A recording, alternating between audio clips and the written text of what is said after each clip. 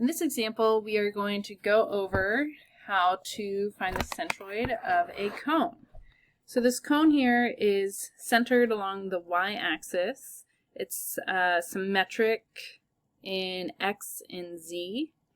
And the height of the cone is h, so that's the y distance of that cone.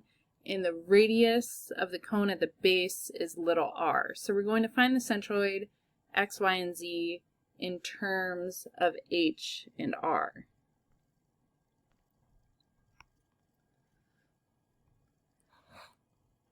When we are thinking about our centroid, it's going to have three components. It's going to have x bar, y bar, and z bar. If we think about this conceptually, we can see that x bar and z bar are both going to be equal to 0.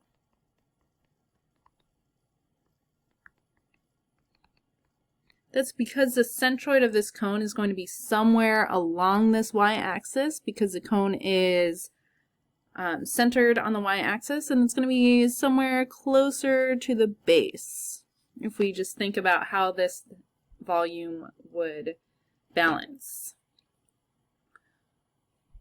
So we need to solve for y bar.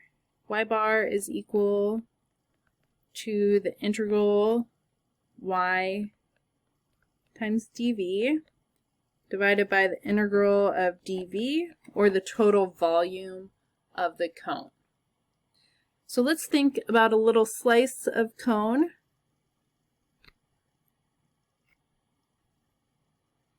So we're going to take a little slice of that cone. The thickness of this little slice will be dy, and the radius of that little slice is going to be ry.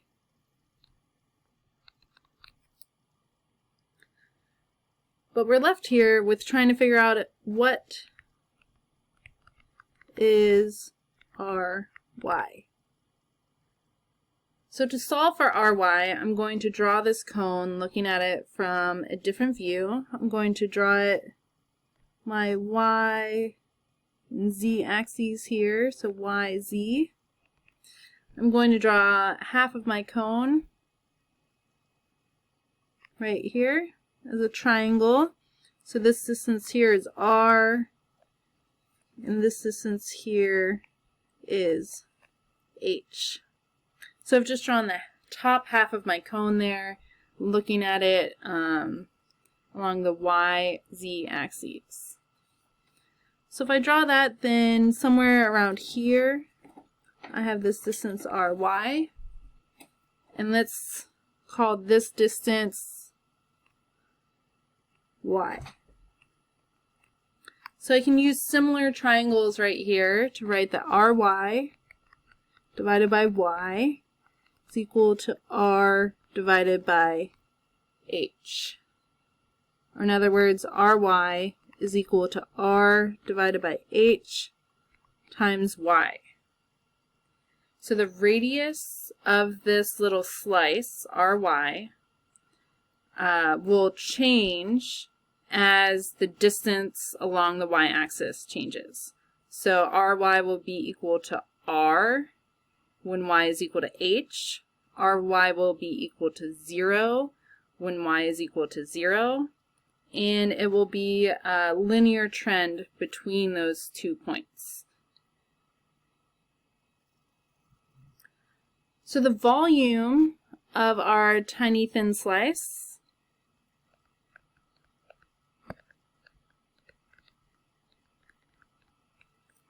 we can think of this slice as being a cylinder. So our volume dv is going to be pi ry squared times the thickness dy. Rewriting that using the equation for ry that we just solved for, we're going to have pi times r divided by h y squared times dy. So let's use this to plug into our equation for y bar.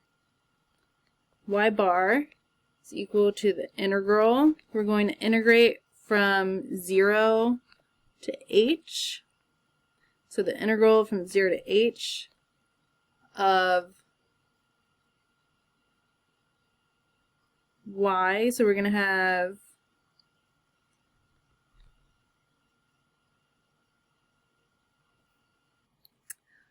the integral from 0 to h of y dv divided by the total area or total volume of that cone, so the integral of 0 to h dv. So here we have the integral 0 to h y dv is the equation we found above, so pi r over h y squared times dy divided by 0 to h. Once again, we're going to plug in dv, so pi r over h y squared dy. I'm going to leave this as an exercise for you to solve those two integrals so you can get some practice solving those. And I'll give you the solution. Y bar is going to be 3 over 4 times h.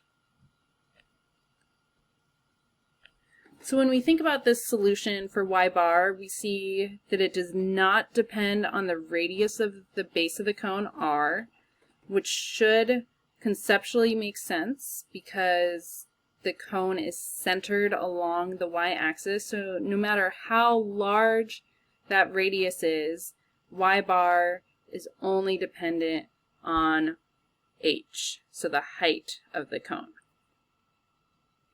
And also, this y bar is closer to the base of the cone than to the point of the cone. We're going to use this equation that we just solved for in our next example, so our third centroid example.